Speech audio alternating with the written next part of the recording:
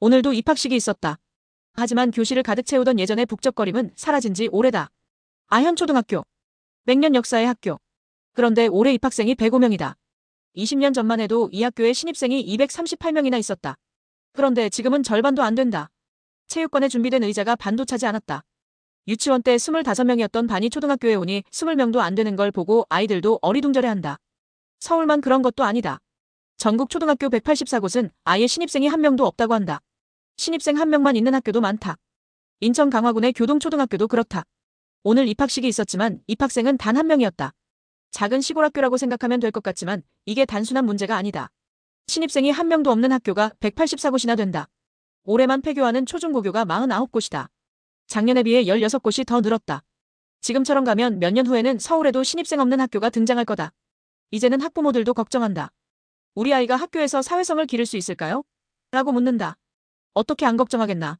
원래 작은 학교였던 제동초등학교조차도 20년 전엔 신입생이 73명이었는데 올해는 25명이다. 3분의 1로 줄었다. 나는 교사지만 이 상황이 답답하다. 교사를 채용해서 발령 대기 중인 사람이 넘쳐난다. 그런데 정작 학급 수는 계속 줄어든다. 선진국에서는 학급당 학생 수가 12명에서 15명 정도가 적정하다고 하는데 우리는 학생이 너무 줄어서 더 이상 교사 수를 늘릴 필요조차 없다. 몇 년만 지나면 자연스럽게 학급 자체가 사라질 수도 있기 때문이다. 대신 특수반 수요는 계속 늘어나고 있다. 이미 특수교사가 부족한 상태다. 아이를 낳지 않는 사회.